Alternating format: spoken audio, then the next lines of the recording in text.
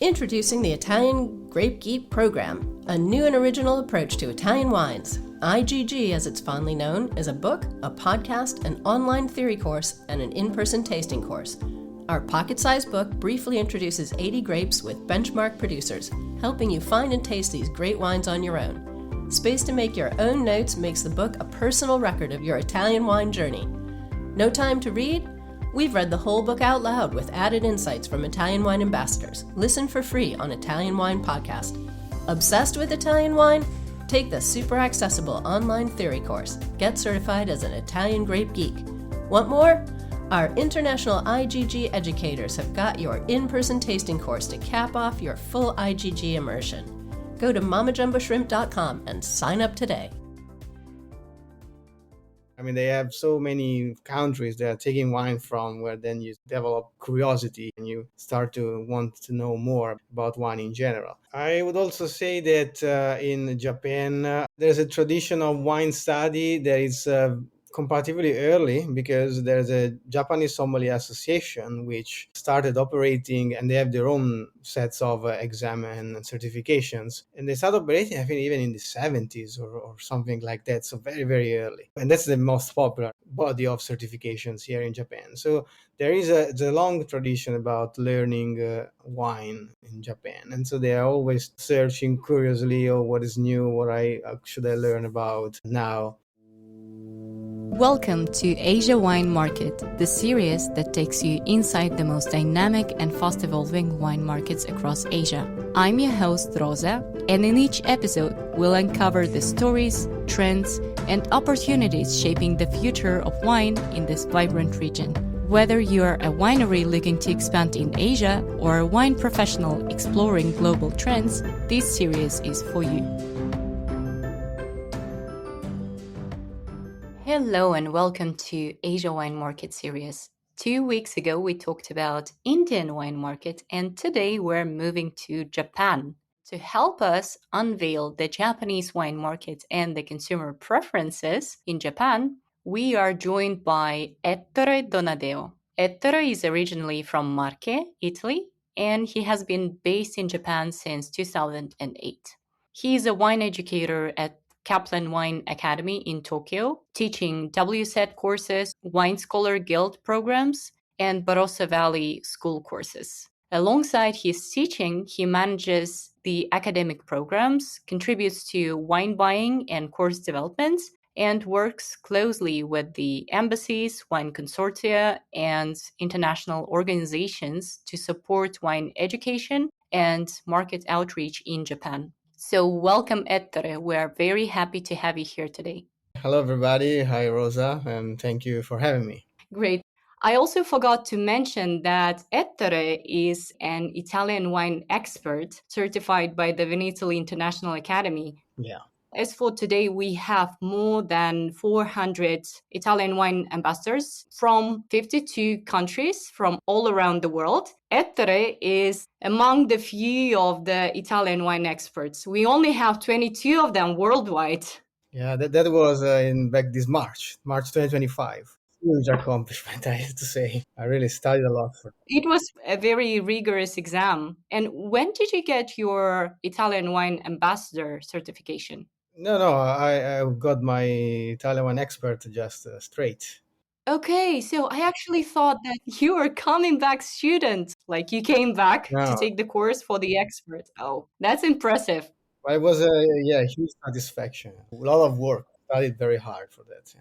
Yeah, I can testify that it is a rigorous exam, and passing the expert from the first take to the expert right away, it's very, very impressive. And for those of you who are interested in Vinitaly International Academy, the applications for the Italian Wine Ambassadors course for April 2026 for our flagship edition in Verona are open now. So you have to go to the website and check it out. Okay, before we move on to our main focus for today, could you please tell us how did you start your wine career and how did you end up in Japan being a wine educator there? Well, I arrived in Japan in 2008. So it's already 17 years, actually. And I arrived here because I majored in Japanese language when I was in Italy. So there's the Venice Ca' Foscari University. And I majored there, and in 2007 I took my degrees. And in 2008 I came to Japan because there's not much request for Japanese speaking people in Italy. I mean, not at the time, probably not even now. And so I started doing, first I was a programmer, software programmer for around 4 years. It was not really my mission, my life job. And then I spent like 4 or 5 months in New Zealand, where I took the WSET Level 2 and Level 3. Came back to Japan, and was 2012. Started working in the industry, first wine shop, wine retailers in the Osaka Kobe area, because I was also based there for many years. And while working there, I took my WSET Diploma, Level 4, started in 2015, and I took it in 2017. So it's now almost 10 years ago. And after that, I contacted the Caplan Wine Academy, where I work now, because Level 4 Diploma was and still is only taught at Caplan Wine Academy for Japan. I moved to Tokyo, started working as an educator 2017. In 2018, started my first courses, WSET Level 2 and then Level 3, and now it's 7 years that I am teaching practically continuously one course or another. Italian Wine Scholar, etc. What you have told already at the beginning, yeah. You're teaching the wine courses in English or also in Japanese? Mainly in English. I mean, especially if they are certified courses, they are in English. But in recent years, I started some seminars, so say not certified seminars, but some seminars also in Japanese. And that's kind of one of the priorities that I have, be able to teach a little bit more in Japanese, especially when there are organizations and embassies and consortia involved. This kind of events, seminars, and tasting where I can provide some Japanese language guidance. Okay, got it. And we're going to talk about that a little bit more. But first of all, for our listeners, let me share the main topics for today. So, our key three takeaways for this episode is, first of all, we are going to understand the consumer preferences in the Japanese wine market, and also which Italian wine regions are performing well at this point. Second, we're going to talk about the role of education in the Japanese market. Third, how Italian wineries can adapt their strategies and communication for long term success in Japan. So let's start with the market itself. So, which Italian regions or styles perform best in Japan, and how can you explain their success in the market? Well, there's of course Toscana, Piemonte for the regions. I've also give a look to a report from the International Wine and Spirits Record, which is this kind of market research company that makes research about wine and spirits sectors. And so they were talking about the best known Italian wine regions in Japan, and they are Piemonte, Toscana, Veneto, Sicilia, and Piemonte. These four are the best known regions. And I would say probably where Toscana and Piemonte, they are kind of famous everywhere, more or less. They are the first regions that they have modernized, and then starting from the 19th century and then 20th century. So they had like a head start. And so that's why they are famous. There are many famous appellations, talking about Barolo, Barbaresco, Chianti Classico, Brunello, etc. While Veneto, of course, very famous, I suppose, and because also related to the tourism. So it's a region that's pretty well known. For Venice, of course, and then there are also many important appellations again over there. Amarone, Valpolicella, Soave, and there's also a bit of Prosecco. Even in Japan, Prosecco is not super popular at the moment, at least. And Sicilia, probably, I suppose, because it makes a lot of very reliable wine and also has this Mediterranean image, I would say. Answers really well to the Japanese image that they have of Italy, because Italy is very well loved, actually. It's one of the most beloved countries here, and this reflects to wine. And so they have this image that Italian people, a bella vita, a good life. I mean, not maybe entirely true, especially now, but yeah, I think that this Sicilia, probably Southern Italian image, very well received in the market. And when you say Sicilia, you're talking about Etna more or in general? I'm talking especially about Sicilia DOC. Etna, if you are kind of an expert or something and you really have an interest in one, that's Etna, yes. But most of the wines that I see here from Sicily, from Sicilia, is Sicilia DOC. Okay, got it. Thank you. So you mentioned 4 big regions. Let's now try to break down the consumer preferences here. So could you please tell us, again, from your experience, do Japanese consumers generally lean towards elegance, freshness, lighter styles, lower alcohol, or bolder styles more? If you can, could you also break down the age and gender influence on their choices? Absolutely, they lean a little bit more towards elegance. Well, it's a trend that's everywhere probably right now. But in Japan, especially because you don't have very strong flavors or very heavy cuisine over here, having lighter wines, sparkling wines. I really like sparkling wines, even though now the success of sparkling wine is being capitalized by champagne, I have to say, and cava on second place, while Italy is only third, sadly. So yeah, elegance, lower alcohol, absolutely. In my perception, probably older generations they would still drink something heavier, probably, while younger generation, maybe less than 30 years old, they want something lighter and not necessarily wine. Also beer, they are ready to drink drinks as well. So yes, there is absolutely this kind of trend to lower alcohol and elegance. And again, for the age, I'd say that from my experience, the students that I see in particular coming to my lesson, they tend to be 40 years old or more. And I've seen statistics telling that there are more men drinking than women, but I wouldn't trust those too much. Probably it's more or less 50-50. Of course, when I do my courses, I work with the public that already knows about wine and they already want to learn about wine. So that may not be a very precise sample, but I tend to have slightly more ladies in my classes than gentlemen. So I'd say 50-50 for the gender and for the age, 40 and up. Particularly because in my view is that, well, wine here is pretty expensive. Young people, they tend not to have a lot of cash to use buy wine, they buy something different. But I always try to be optimistic, thinking that when they get the money, actually, after 40 years old, more or less, they will also become wine drinkers at some point. Mhm.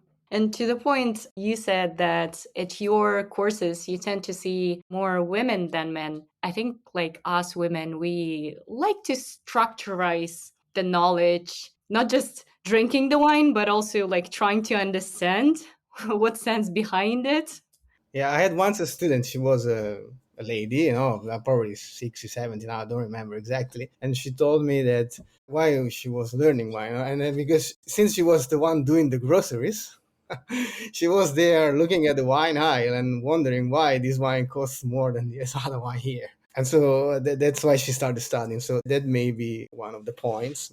I don't know. Mhm.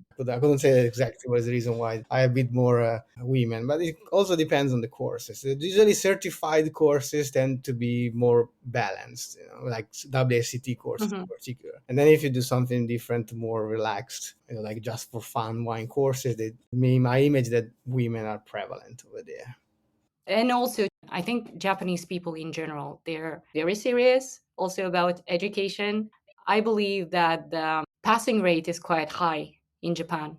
Yes, well, depends on the course. Many courses are in English and they can struggle with the English language. If the course has an exam that's a multiple choice exam and that's a memorization focused exam, then it's easier for everybody, not just for Japanese people. But if you have WSET courses, they require a specific mindset, particularly WSET Level 3 and Diploma, a mindset that could be a little bit foreign, even to me, because I'm Italian, because that's a British mindset on how to write an essay or stuff like that. Then in that case, they can struggle. But yeah, they're very serious. They like certifications, of course. That's why wine certifications here are very popular. There are more and less popular ones, but they are popular. They like certifications. And since in the market, as you may know, there's not much production of Japanese wine. So Japanese wine is not really something that you find very commonly. So you can find wine from all over the planet, South Africa, side by side with Australia, Italy, Spain. So by looking at all these choices, then people start becoming curious. Say, well, let me know why Australia, why Italy, why are they different? What is different? They are a bit more open-minded. Sometimes in Italy you have only Italian wine is good, or will never drink American wine, stuff like that. Yeah. They tend to be a bit more open. Would you say that when it comes to wine, Japanese people still prefer imported wines, not local Well, I ones? don't think they are particularly biased toward Japanese wine. Maybe sometimes they would try Japanese wine because they are proud or they are curious or they, of course, they want to try it. But there's so little Japanese wine. And it's also quite expensive because, of course, since it's so difficult to make it, you're not making bulk wine. So the real Japanese wine can be quite expensive. No, they are very open on this point of view. Okay, got it. Speaking about the trends, Japanese market is quite mature. Nowadays, at these mature markets, we can see this interest towards no alcohol, low intervention, different formats. I mean, the bottle sizes and stuff. What else? Sustainability, organic viticulture. So, do you see a big interest in Japanese markets towards these unconventional, probably, wines nowadays? Yes, in particular, I'd say, yeah, lower alcohol, absolutely. But something that I would like maybe Italian producer to think about is the formats, yeah, alternative formats. They are not a big part of the market at the moment, even though researchers, they have increased almost 3 times since 2017. And now they have like 21, $22 million share of the market, of the wine market, US dollars. The point is that in Japan, like 39% of the households are single person household. There's one person only. And even if you have 4 people, like for example, my household, chances are that only one drinks.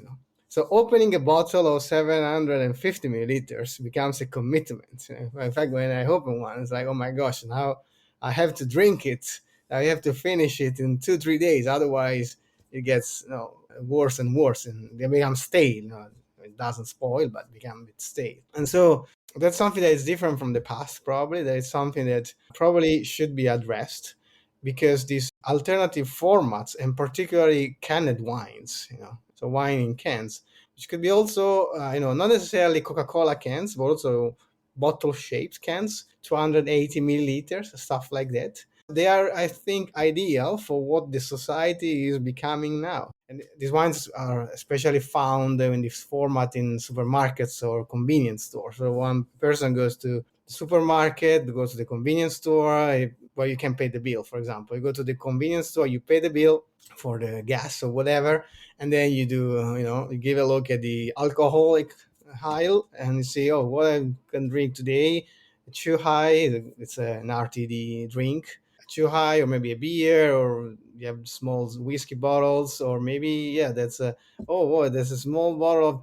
wine. They are often Chilean for now. And so they take that, they buy that, and they drink it. Of course, we're talking of a consumer that it's not a wine connoisseur, that just wants to drink a bit of alcohol, just want some booze. But that's where I think there's still space to expand, and to reach the masses, if producer wants to reach the masses. So alternative format, smaller format for single household, to be possibly brought into chain stores or convenience stores. Even they sell wine in pharmacies. I mean, the pharmacy here is not like in Italy, where they only sell medicines. They sell those, but also food and alcohol as well. So there are famous convenience store chains, famous pharmacy chains, Matsumoto Kiyoshi, or for convenience stores, 7-Eleven, Lawson, Eon supermarket. So being able to bring an alternative format, a smaller format of Italian wine into these environments, I think is very good. There is a little bit of it, but usually it's the big Suntory, for example, or Merchant, which is Kirin, so big beer producers that have these lines, and they either import the wine, or they function as importers, or they bottle maybe even their own wine here, importing the wine and bottling it here and then selling. So I don't see DOC wine sold in this way, but I think that sometimes it could be sold in this way. I mean, probably it's blasphemy for some people, but since there are many wines, and even if they are DOC, and they're good wines, but they're meant to be drunk young, having, for example, even a Asti, sold in it's a low alcohol wine, bit sweet, 280 milliliters in convenience stores, I think that it would be very successful. Clearly, you need to have the means of doing that, no, and the will, of course. Yeah. That's a very good point. And even myself, for example, I live with my sister who only works and she doesn't even think about drinking alcohol. And I've got all these bottles of wine at home. And I'm like, should I open this bottle just for myself? And all of them, they're like nice wines. And I'm like, Yeah. I'm kind of, I don't want to waste those wines just on myself. And I rarely see friends here in Almaty. Yeah. Yeah, that's a very good point. And not only for Japan, but for other markets. But Japan is a good market to start doing that because it's such a mature, big market. No, I mean, a bit of flexibility is needed to do this because many producers probably will find this absolutely scandalous, just putting something like this. So why not to start to make one of the lines in this alternative packaging? And then those consumers, like for example, younger consumers, they will start drinking those wines in alternative packages. And once they start actually earning more, they can switch to conventional wines in conventional packaging. Exactly. Okay, and now let's move to your role as a wine educator. Why do you think is formal wine education, WSET or Wine Scholar Guild, also other certifications, wine certification programs, so influential in Japan compared to other Asian markets? As I can compare, like even with Kazakhstan or like some bigger countries like China, for example. Here also, I'm very interested in how popular is the Italian wine scholar program in particular in Japan.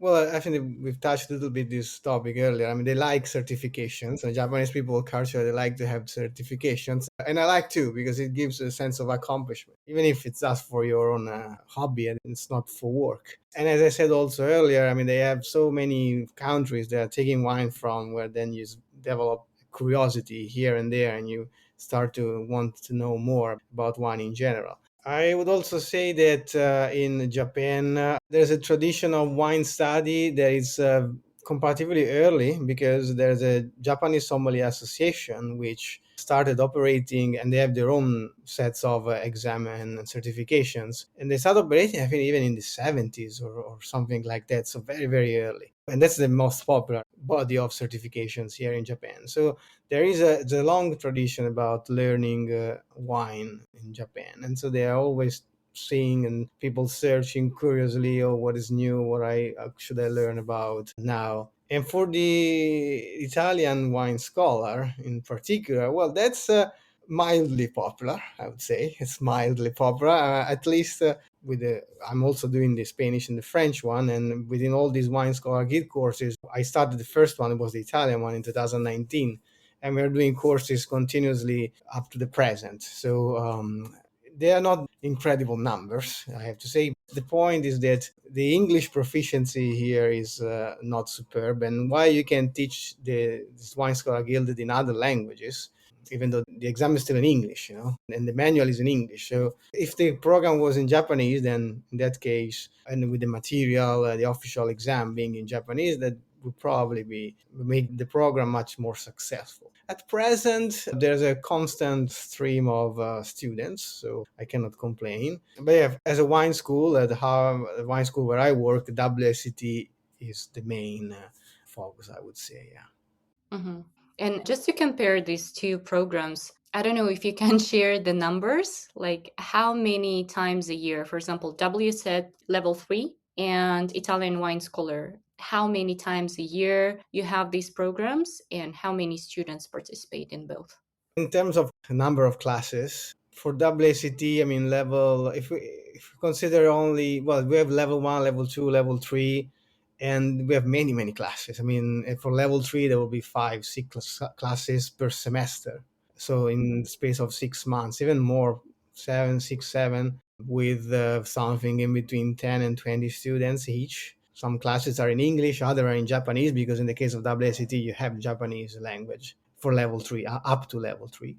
And for the Italian wine scholar, instead, there will be 1-2 classes per semester, only the Italian wine scholar, with around 10 students, I would say, per class. So yeah, that's many, many times smaller than the WSET at present. Yeah. But the point is that it also depends on how much a program, an institution is recognized in the country. Because, for example, and this is true also, for example, for the Japanese Sommelier Association certifications, there are places like distributors or importers where if you take the level 3 WSET, you get a raise like 10,000 yen, which is 70 euros, 60, 70 euros in your salary, which is nice. So there's more motivation to do those. I don't think that this happens for wine scholar guild programs, if I have to be honest, but maybe someone from our audience can tell us if you have got a raise.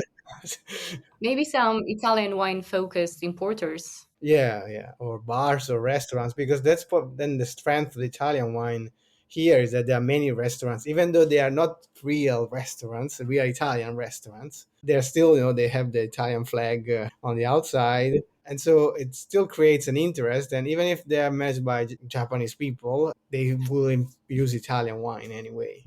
Okay, and also Italian wine brands. Yeah. If they want to collaborate and provide their wines for the courses that you are teaching at the academy, do you work through their importers, or those brands who are not imported yet, those producers can also contact you and say like, hey, we would like to send you like a couple of cases of wine for your courses? Normally, we work through importers or distributors. Yes, I mean, if we have to buy wines for our courses, that's the most immediate way. There's no obstacle in using wine that's directly shipped from Italy, of course, but it depends on what wine that is, if I can use it or not, because we have session plans that specify exactly which kind of wine you need to use. So yeah, I have done this also sometimes in the past with wine that was left from some events that we had done directly with the wineries or with consortia, etc. So yeah, that's okay.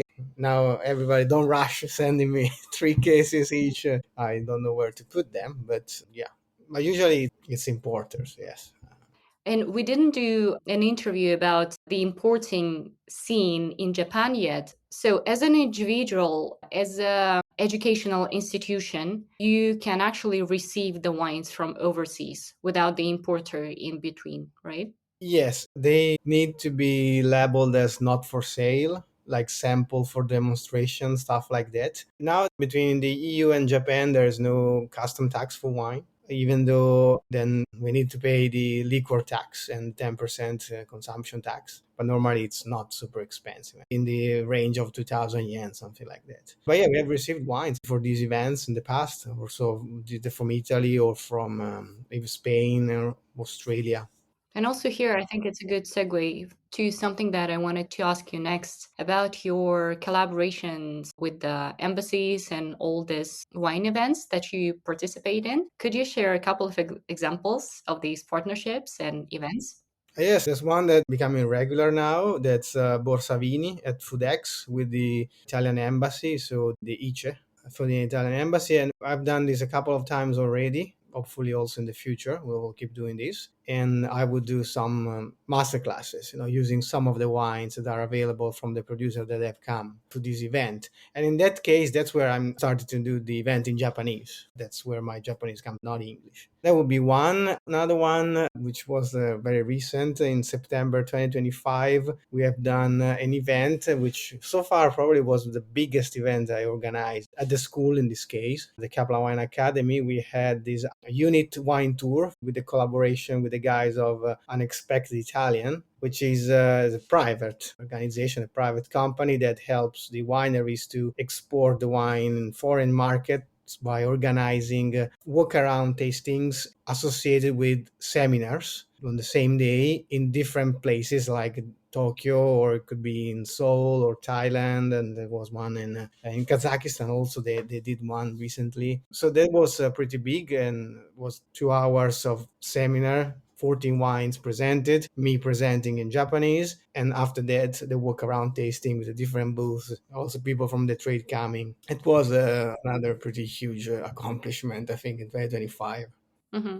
And how many people participated in that event? It's like one day event, right? Yes, yes. The masterclass was around 30 people, if I'm not mistaken. Then the walk around tasting was around 100, more or less, maybe a little bit more. Yeah, these two. Then we had a couple of times we did the Milano Wine Week in 2022, 2023, if I'm not wrong. And once with Coldiretti too, one-time seminar uh, with Coldiretti.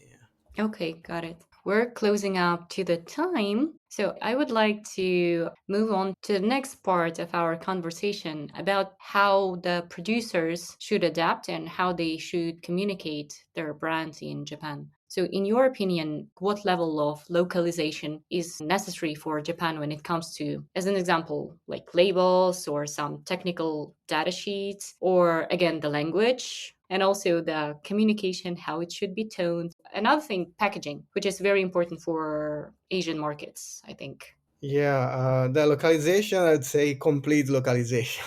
100% localization is necessary. Well, of course, there are the legal requirements for the label and for the back label, the name of the importer, etc., and those are just the bare minimum. But I'd say having technical sheets as well in Japanese, and that could be done by the importer. I mean, that it depends. It's either the winery doing that or the importer doing that. But having a description of the wine, technical characteristics, how it has been made, the more technical information that you can put in, and the better I think it is, because then if the people are not interested, we'll just skip them. But many people, they want to see wine connoisseurs how the wine has been made in Japanese. So yeah, that level of localization is would be welcome. Of course, when you want to sell in this market, and people, maybe sometimes producers will come to Japan, clearly you need at least be able to speak in English. I mean, I'm not asking to be able to speak in Japanese, but English is paramount, and I mean at business level English, I would say.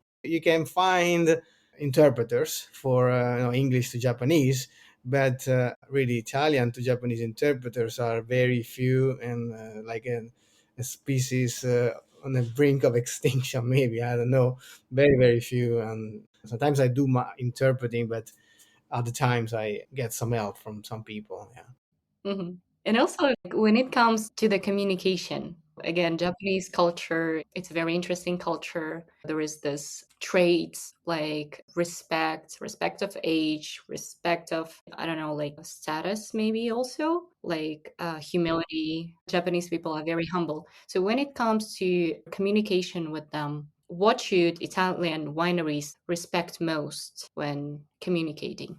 I say that if you are communicating, maybe you're like a producer and you're communicating with your customers, then you can be, I think, a bit casual probably, because Japanese people know that you are from Italy, know that Italian people are like this.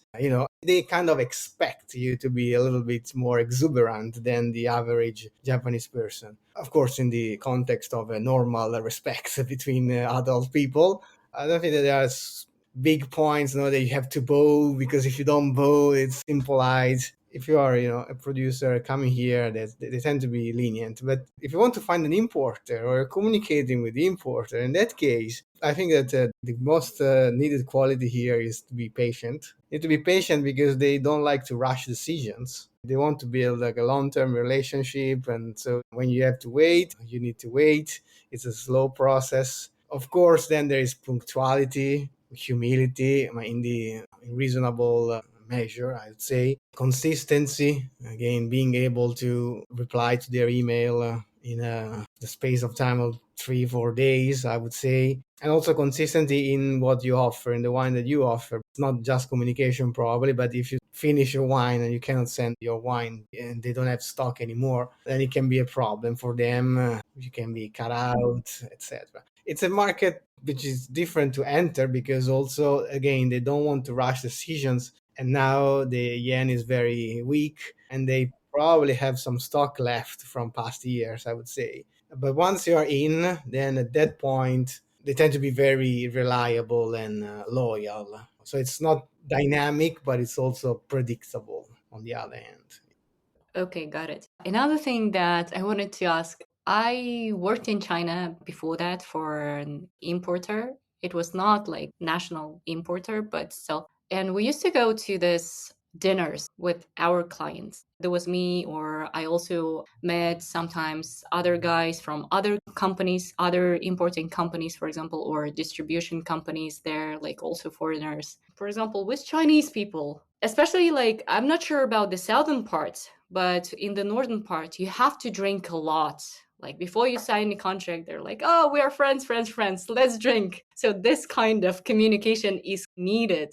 I could get away with drinking less because I'm a woman, but some of the guys, some of the foreign guys, they would be Yeah. quite pushy on drinking. What about dinners with Japanese? In Japan, work-related drinking, and this sometimes was, I have heard it called nomunication, because nomu is a drink, to drink in Japanese as nomunication. I'd say that it still happens, but work-related drinking has been in the recent years a bit stigmatized. So considered really something that was really annoying and started to be too annoying and becoming a kind of social problem. So especially now with COVID, with everything of this stopped, I'd say that this is much less of a problem now. It can still be a problem, not related only to wine importing or what. I mean, you can just be in a software company and having to go drink with your boss. But that's a bit old-fashioned now, I would say. Not really something that happens so much at present. So yeah, better than the past, I'd say. Yeah. Okay, got it. We're almost at the end of our interview, but before wrapping up, I would like to ask you, as an Italian, as a foreigner living in Japan for so many years and working in Japan, how challenging do you think it is for foreign wine professionals to adapt when coming to work in the Japanese wine industry? What advice would you give to some of the newcomers or to the people who are thinking about that to build a long-term career in Japan?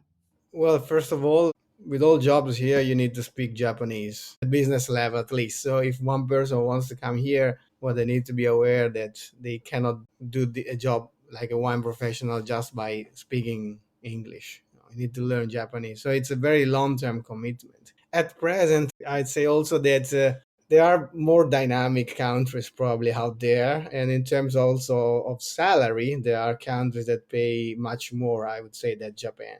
But on the other hand, that's a very stable, predictable country. I think that security wise is a very safe society. So I love to live in Japan, but I mean, if you come here, you don't come here to make money. Probably you come here, to have this stable and bit more serene life, because that's what you can get. And you have to learn Japanese. Again, patience is paramount, I would say, because there are moments, maybe even years, where things don't move much and you have to be patient over there, because at some point they will move, but you have to stay there. As they say, there's a proverb in Japanese where you have to sit for 3 years on a rock, and we sitting 3 years on a rock, which is a way of saying, having patience. you know Whenever people will hurry me, like to make a decision or something, I'm gonna tell them that I'm gonna sit like 3 years on a rock. yeah, but then you have also to wait 3 years while they do their own decision to make. Fair enough. Okay, that was a wonderful conversation, really. I could speak about Japan even more, and I have much more questions about this interesting market. But maybe next time, and maybe also with other guests, maybe with you again. We'll see. So, Ettore, before we wrap up, let's do a quick rapid fire round to kind of finalize our today's conversation. So, what is the one key mindset shift Italian wineries need when approaching the Japanese market? If you can answer like with a couple of sentences, that would be great. I'd say, as we have discussed, shift in bottle format, and the way wine is sold in general is a big mindset shift that is needed to wineries. Yeah, Italian wineries. And that's a very practical advice, not something general. So, which Italian wine region do you think has strong untapped potential in Japan? And which one is already quite saturated? Well, for the untapped potential, I have to name my own region, Marche. I think that Marche is really underrepresented here. There's a little bit of Verdicchio, of course. There's Conero appellations, Ceno, but yeah, I would be happy, to make Marche region more widespread here. And for the saturated, well, the famous 4-1 that we have talked about earlier, I think they are quite well represented. I don't feel there's one that's really, really saturated or there's too much wine about it. We are still fine, I think. Okay, got it. And for those people who would like to go and travel in Japan, where do you personally enjoy drinking wine in Tokyo? Some of your favorite wine spots, wine bars, restaurants, or not even wine. Also, places for sake or beer would be great too.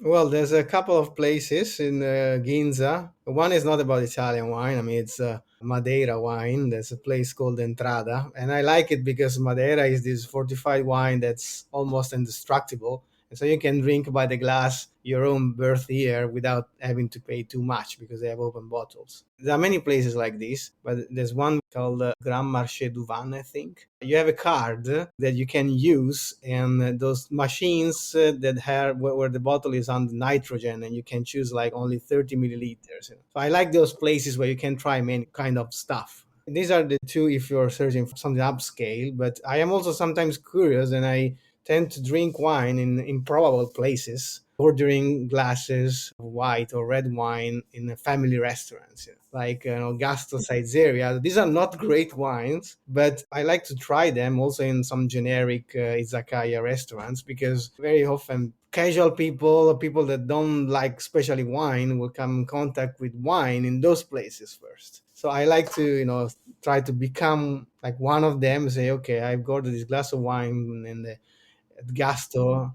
So is it good? Is it not good? Because if it's not good, person may just think that they don't like wine, while it's just that the wine was bad. I'm not saying that the wine from Gasto are bad, okay? But just saying that it can happen. The bottle can be open since 2-3 days. That Okay. This kind of problem. We have to say that was a disclaimer. Don't cancel Ettore for saying that. No. For the prices, there are great places to eat. I go very often to both sides there and Gasto. Okay. Ettore, if our listeners would like to connect with you, which would be the best way to do so? Social media, LinkedIn, Instagram? Yeah, LinkedIn, Instagram, probably the best ways. Contact me first. There are many people, not many people, but sometimes people contact me on those channels. You're welcome to send me a line. Okay. Again, thank you so much. That was a very fun conversation. I was really happy to talk to you. And also, congratulations again for becoming one of the 22 Italian wine experts. Thank you. I was super happy. Okay. Thank you. Goodbye. Thank you. Goodbye. Thanks for joining us on Asia Wine Market. Don't forget to subscribe, leave a comment, and share this episode with your fellow wine professionals wherever you get your pods. To stay updated on upcoming wine events, market insights, visit ItalianWinePodcast.com. Catch you in the next episode. And until then, cheers from Asia.